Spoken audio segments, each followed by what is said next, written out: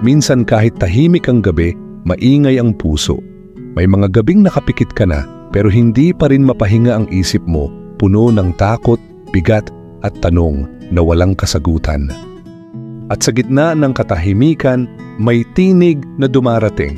Hindi mapanumbat, hindi mapilit, isang paanyaya lang mula kay Jesus. Lumapit kayo sa akin, kayong lahat na nahihirapan at nabibigatan sa inyong pasanin, at kayo'y bibigyan ko ng kapahingahan.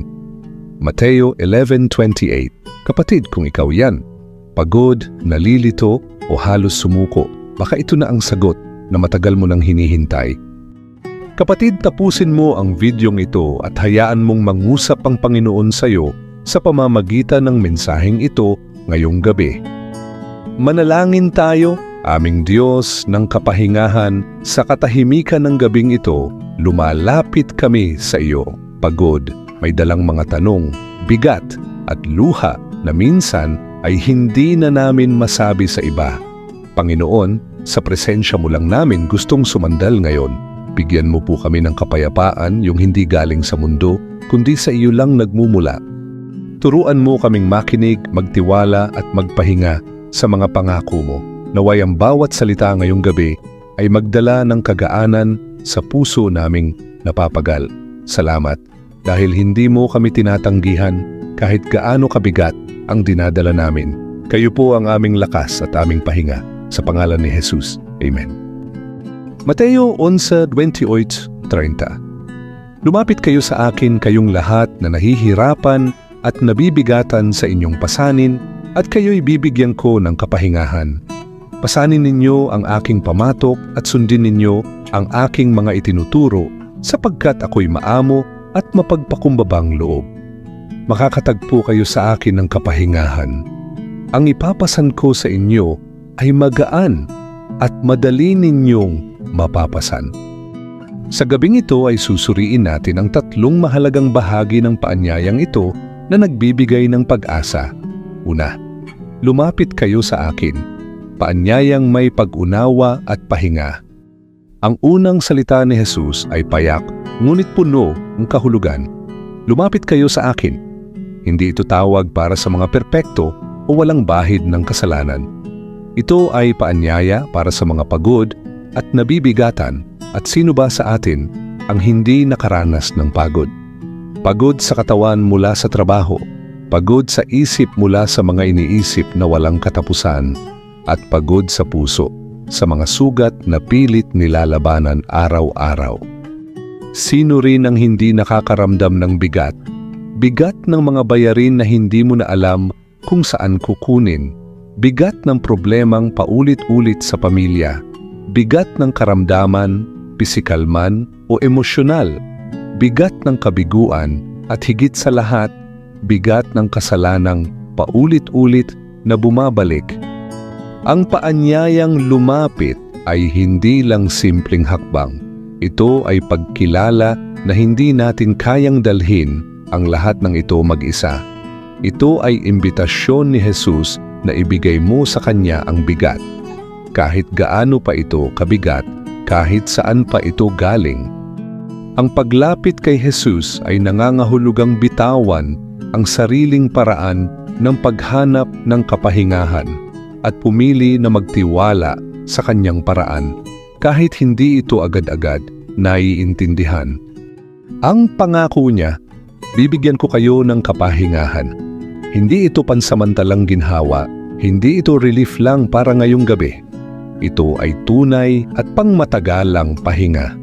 Isang kapahingahan na nagmumula sa presensya at kapangyarihan niya. Pangalawa, pasanin ninyo ang aking pamatok. Ang ikalawang bahagi ng paanyaya ni Jesus ay, pasanin ninyo ang aking pamatok. Nakakita ka na ba ng pamatok o yoke sa wikang Ingles?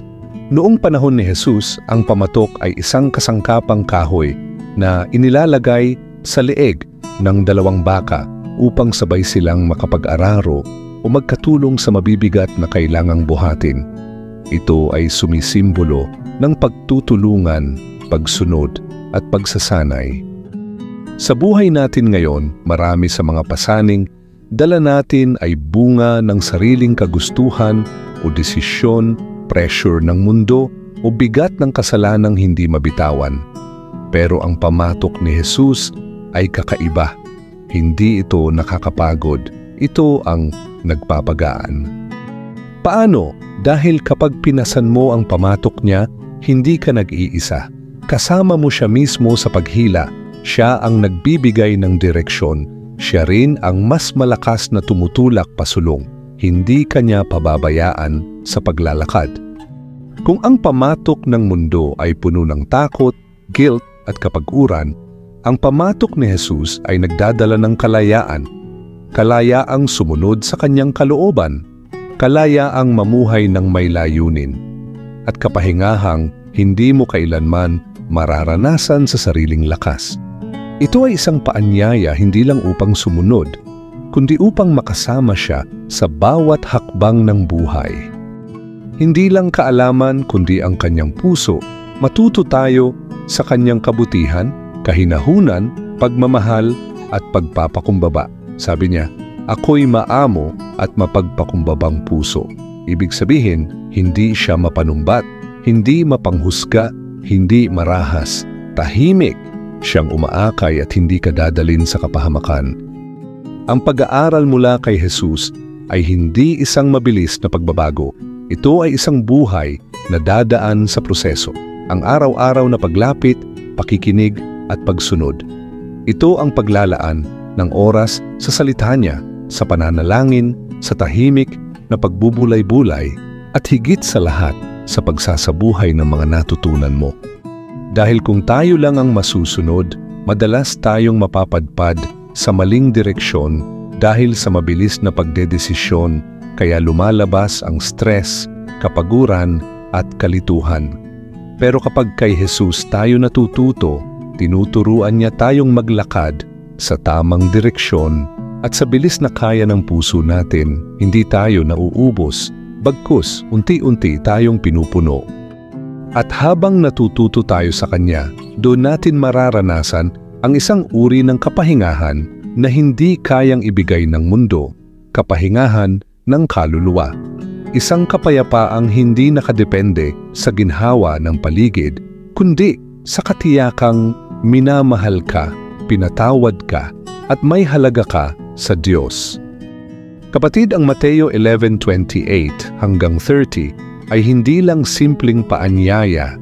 Ito ay isang deklarasyon ng habag, pag-ibig at pangako ng Diyos para sa bawat pagod na kaluluwa. Sa mga sandali ng kahinaan, kapag pakiramdam mo ay nauubos ka na, naririto ang paanyaya ni Jesus. Lumapit ka. Pasanin mo ang kanyang pamatok at matuto ka mula sa kanya. At sa pagsunod mo sa imbitasyong ito, matatagpuan mo ang kapahingahan na matagal mo nang hinahanap, hindi pansamantala kundi panghabambuhay. Huwag kang mag-atubili. Ang paanyaya niya ay bukas para sa lahat, kabilang ka doon. Panginoon, salamat sa paanyaya mong puno ng pag-ibig at habag sa mga gabing katulad nito, kung saan ang puso ay pagod at ang isip ay puno ng alalahanin. Tunay ngang ikaw lang ang tanging kapahingahan namin. Tinatawag mo kaming lumapit at ngayong gabi, narito kami, bitbit ang aming bigat, pagod at mga tanong. Ngunit salamat dahil hindi mo kailanman tinanggihan ang pusong lumalapit ng totoo. Turuan mo po kaming sumama sa iyo hindi lang ngayon kundi araw-araw. Tulungan mo kaming dalhin ang iyong pamatok at matutong maglakad sa iyong bilis, sa iyong direksyon at sa iyong paraan. Punuin mo po ang aming mga kaluluwa ng kapayapaan na hindi kayang ibigay ng mundo at sa bawat hakbang ng aming buhay, naway ikaw ang maging lakas, gabay at pahinga namin.